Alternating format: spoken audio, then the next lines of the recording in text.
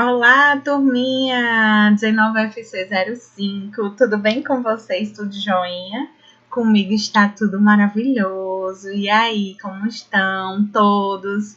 Morrendo de saudades, doido para abraçar vocês, estar pertinho de vocês. Mas é isso, vamos lá, continuar firmes e fortes, né? Hoje a gente vai trazer um conteúdo bem diferente.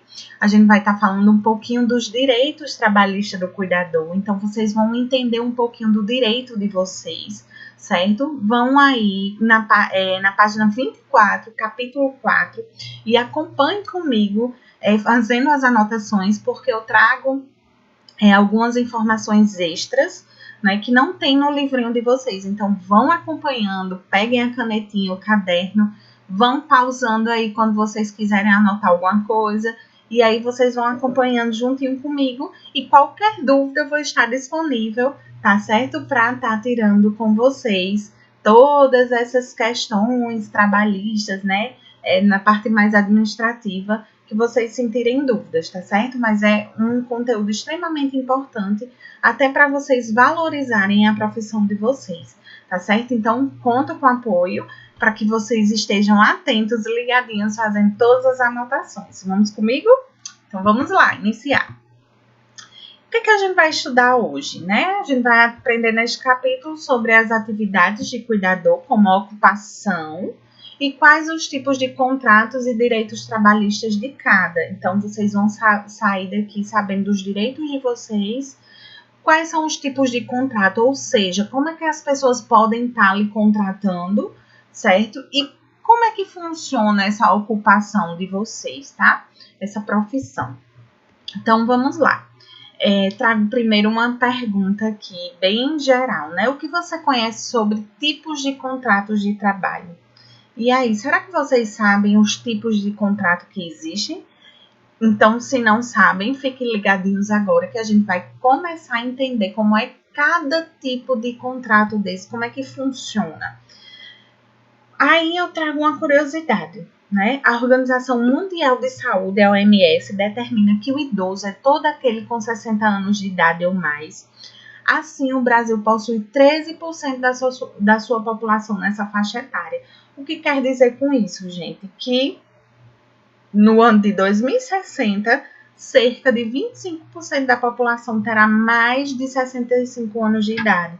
Ou seja, terá mais idosos do que crianças. E se tem mais idosos, a probabilidade de contratar cuidadores aumenta. Então, a cada dia que passa, essa profissão vai estar aumentando aí para vocês, né? Então, eu coloquei aqui. Deste modo, a profissão de cuidador tende a crescer muito no Brasil, haja vista que o aumento do número de idosos na população, né, há um aumento grande, por isso busca-se hoje a regulamentação dessa profissão. Professora, o que é regulamentação dessa profissão? Tenham calma que eu vou dizer já como é que funciona isso. Então, vamos lá, para que vocês entendam, né? Você sabe o que é CBO e a sua importância? Fiquem ligados. A atividade de cuidador de crianças, adultos e idosos, que é o caso de vocês, é classificada como ocupação pelo Ministério do Trabalho e Empregos, que é justamente essa classificação brasileira de ocupações, que é a CBO. Ou seja, vocês têm um reconhecimento de uma profissão para que vocês sejam identificados na carteira de trabalho. Então, se eu quiser contratar vocês, vocês têm um número, têm um código, têm uma identidade de profissão. Não é uma profissão que não é reconhecida, não é uma profissão que não tem um número. Existe um código. E esse código, ela está lá na Classificação Brasileira de Ocupações, que se chama a sigla CBO, tá certo? Então, já sabem que vocês têm uma ocupação, que quando forem contratados, que tiver lá na carteira de trabalho, vocês vão ter esse código lá. Porém, agora eu vou estar abordando os tipos de contrato de trabalho, para que vocês entendam como é que vocês podem ser contratados, quais são os contratos que os profissionais, que os chefes, líderes de vocês, né? Chefe não, líderes, podem estar contratando, né? O contrato de trabalho por tempo determinado, como o nome já está dizendo, esse tipo de contrato, ele possui uma data pré-fixada, ou seja, uma data que inicia e que termina, certo? Então, vocês vão ser contratados sabendo o dia da contratação e o dia do término da contratação. O prazo para finalização desse contrato de trabalho, no tempo determinado, não pode ultrapassar de 2 anos, tá certo? Então, esse contrato de trabalho, ele não pode passar de 2 anos. É um contrato determinado, onde ele tem dia para ser contratado e dia para terminar aquele contrato, tá certo? Aí, como o nome já está dizendo, o outro tipo é o contrato de trabalho por tempo indeterminado, ou seja, não existe um prazo estabelecido para o término do acordo entre a empresa e o colaborador, tá certo? Após o término do período de experiência, que nesse contrato indeterminado, vocês passam por um período de experiência, né? Que pode durar no máximo 90 dias, esse período de experiência. A empresa firma um contrato por tempo indeterminado, ou seja, não tem data prevista para o término do contrato, tá? Então, contrato de trabalho por tempo determinado tem a data de início e data de fim. Vocês sabem exatamente quando vocês vão começar a trabalhar e quando vocês vão terminar. E aí não pode ultrapassar 2 anos. Já o contrato por tempo indeterminado não tem uma data para o término desse contrato, certo? Vamos lá para o próximo tipo de contrato. Aí tem o contrato de estágio. O estágio também se encaixa no modelo de trabalho que não possui vínculo empregatício. Nesse caso específico, o tipo de contrato de trabalho, na verdade, é um termo de compromisso que é assinado por estudante e colaborador, onde estão definidas as atuações do profissional. Ou seja, vai ser um termo que você, de consentimento, que você está ali tendo o comprometimento de estagiar naquele local e com as suas atribuições, certo? Com o seu papel. Vamos lá, esse é mais tranquilo, né? E o contrato de trabalho intermitente, esse eu acredito que ninguém nem ouviu falar ou poucas pessoas ouviram falar. É o regime de contratação intermitente. Ele consiste na possibilidade de contratar trabalhadores cuja rotina de trabalho se dá mediante convocação, ou seja, quando necessário. Vamos lá. Vamos supor que eu, de vez em quando, sou contratada, sou chamada, sou convocada para trabalhar numa instituição, num abrigo de idosos. Então, ele vai fazer esse contrato intermitente, onde, caso eu precise de você, você vai vir. Eu aviso com antecedência e você vai fazer como se fosse um bico. Então, é para formalizar os bicos, né? Então, é o caso, por exemplo, das funções como garçom, músico, recepcionista de eventos. Então, eles são contratados quando necessário. Mas se encaixa na profissão de vocês, que às vezes vocês vão lá ser contratados para tirar folga de alguém. Então, eles fazem esse contrato de trabalho intermitente e lhe comunica quando precisar de você, tá certo? Não é algo que vocês vão ficar lá todos os dias, é quando precisar, eles vão comunicar, tá certo? Esse eu acho que é novo, vocês nunca ouviram falar. Então, quando é que há um vínculo empregatício? Vocês viram que eu falei que, por exemplo, o estágio não tem um vínculo empregatício. A Justiça do Trabalho destaca pontos a serem considerados determinantes para a empresa saber se há ou não vínculo empregatício. Se o profissional exerce uma tarefa que não é de maneira eventual, por exemplo, uma vez por semana ou quinzenalmente, se tornando algo frequente, há um vínculo empregatício. Então, se aquela pessoa está ali frequentemente trabalhando, há um vínculo empregatício. Caso haja um controle de ponto, né, que tenha um controle de ponto, jornada de trabalho, que tenha uma hierarquia, subordinação e ordem salarial, pode ser considerado um vínculo empregatício, tá certo? Então, aí eu trouxe 2 pontos que a gente considera vínculo empregatício. Lembra que eu falei da CBO, que é o códigozinho que vai constar a profissão de vocês na carteira de trabalho? Pronto, ele é usado para identificar as ocupações no mercado de trabalho para fins classificatórios. O CBO é definido pelo Ministério do Trabalho e Emprego, né? Essa informação deve ser utilizada no preenchimento da carteira de trabalho do seu empregado. Então, isso é importante vocês saberem. E qual vai ser esse código que vai estar lá anotado na minha carteira de trabalho?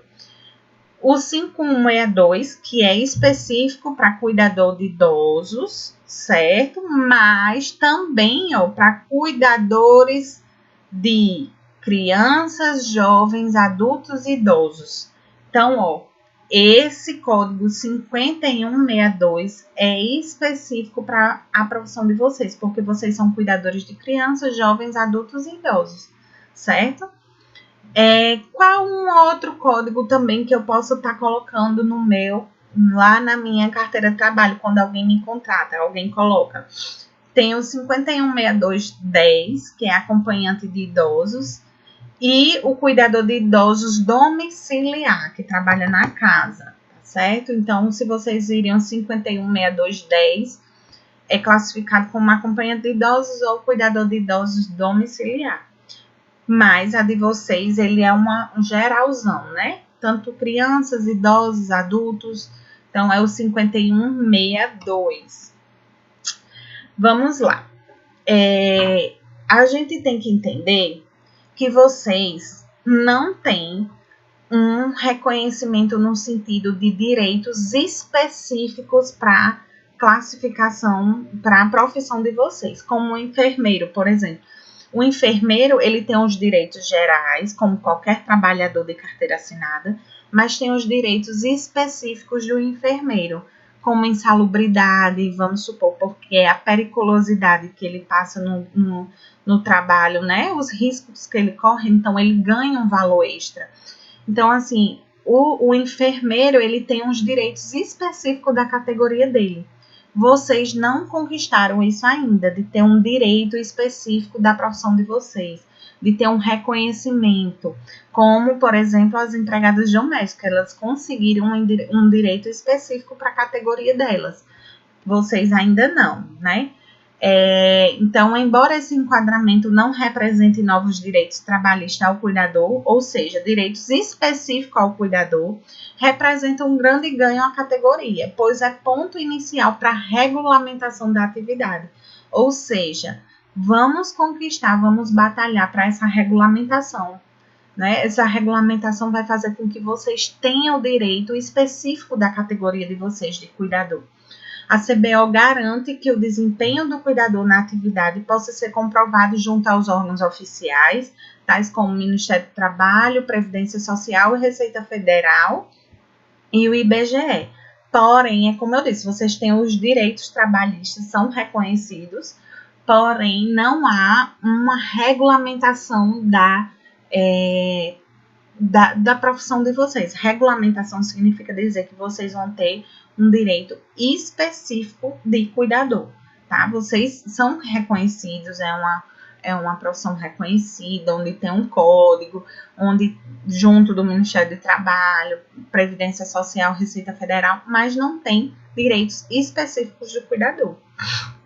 E aí eu trago a notícia: Bolsonaro veta projeto que regulamentava a profissão de cuidador, que dava esse direito específico da categoria de vocês, né? O presidente Jair Bolsonaro decidiu vetar integralmente o projeto de lei que regulamentava a profissão de cuidador de idosos, crianças, pessoas com deficiência ou com doença rara. O presidente alegou que o projeto, ao criar condicionantes para a profissão de cuidador, restringe o livre exercício profissional, garantido pela Constituição. Essas ações podem ser temporárias ou permanentes. Ou seja, o que é que isso quer dizer? Que Bolsonaro vetou a regulamentação, né, da profissão de vocês, que dava o direito específico para a categoria de vocês, porque ele achou que deveria vetar, porque ele disse que quando veta, ou quando ele regulamenta ele vai restringir a profissão. Ou seja, só quem vai poder exercer essa profissão são as pessoas que têm o curso, certo? Quando ele deixa aberto, sem regulamentação, qualquer pessoa pode ser cuidador, tá bom? Mas não desanime, isso é algo que a gente vai lutar e que vai batalhar para um dia conquistar, tá certo? Mas a profissão de vocês é reconhecida sim. Vocês têm um reconhecimento, vocês são um diferencial no mercado de trabalho. O Ministério do Trabalho reconhece a profissão de vocês, tá? Porém, não há um direito específico para o cuidador, tá bom? Enquanto não for aprovada a legislação própria, né, que garante direitos específicos, como foi o caso das domésticas, os cuidadores como profissionais da área de saúde, né, esse permanece submetidos às normas gerais, os direitos gerais, né, comuns a todos os demais trabalhadores da categoria, como empregadas domésticas, jardineiras, babás, berçaristas e porteiros, as quais variam de acordo com a forma, né, com que desempenham as suas atividades. Então, vocês têm os direitos gerais. Para a gente finalizar esse conteúdo, a gente vai falar aqui dos tipos de contrato ainda, né? O cuidador com vínculo empregatício e regido pela CLT. Eu acho que vocês já ouviram falar na CLT, né? Esse cuidador com vínculo empregatício, eles são vinculados a empresas, por exemplo, home care, certo? Então, eles têm toda a questão da carteira assinada, tudo bonitinho. Tem todos os direitos, tá certo? Recebe todos os direitos. O cuidador autônomo não tem vínculo com empresa nem carteira assinada, tá? O cuidador de pessoas domésticas, que é em domicílio, né? Direito à carteira assinada com todos os itens da CLT, exceto obrigatoriedade de recolhimento do FGTS, ou seja, as pessoas que lhe contratam, né, um parente da família que contratou vocês para cuidar de um filho dele, ele assina a carteira, vocês têm todos os direitos, só não o empregador não tem a obrigatoriedade de pagar o FGTS, certo? Já esse de cima, o cuidador como um vínculo empregatício regido pela CLT, que são vinculados às empresas, eles recolhem um FGTS, tá? Eles pagam o FGTS.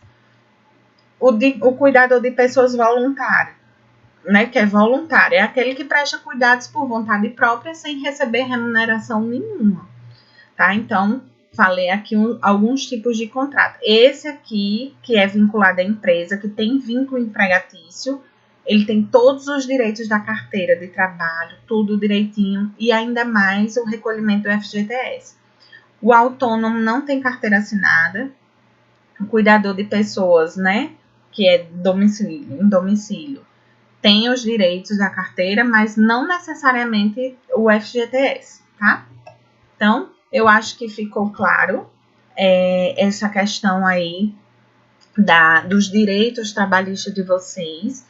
E aí, para a gente revisar e orientar para o exercício, eu pergunto, os tipos de contrato do cuidador são contrato com vínculo empregatício e regido pela CLT, a gente acabou de falar. Contrato autônomo, cuidador de pessoas domésticas e cuidador de pessoas voluntárias.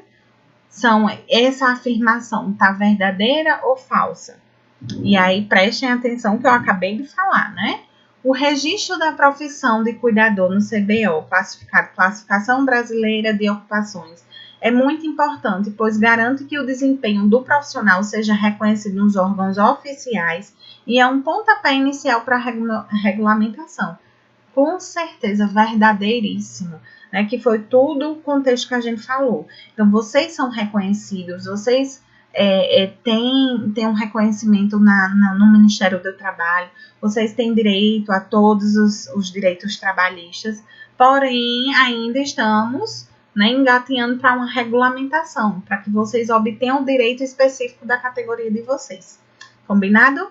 Espero que tenha esclarecido essa questão mais administrativa, né, que vocês tenham entendido melhor como é que as pessoas podem estar contratando vocês, tá? E qualquer dúvida estarei disponível no WhatsApp para tirar, tá bom? Um grande beijo. O nosso próximo conteúdo online, a gente vai estar falando sobre um conteúdo que não vai estar mais voltado para essa questão trabalhista, tá certo? A gente volta à nossa rotina normal dos temas da profissão de cuidador, né? E aí eu trago uma reflexão. Quem fica olhando o tamanho da dificuldade não alcança o que deseja. Então, vamos em frente. Por isso que eu coloquei aqui relacionado à questão da regulamentação. Se a gente fica olhando o tamanho da dificuldade que vai ser conquistar essa regulamentação, a gente não vai sair nunca do canto, né? Então, vamos viver, vamos dar o nosso melhor e aí vai vir os resultados positivos. Tenha um excelente dia. Um beijo em cada um de vocês. Até mais. Tchau, tchau. Fiquem com Deus.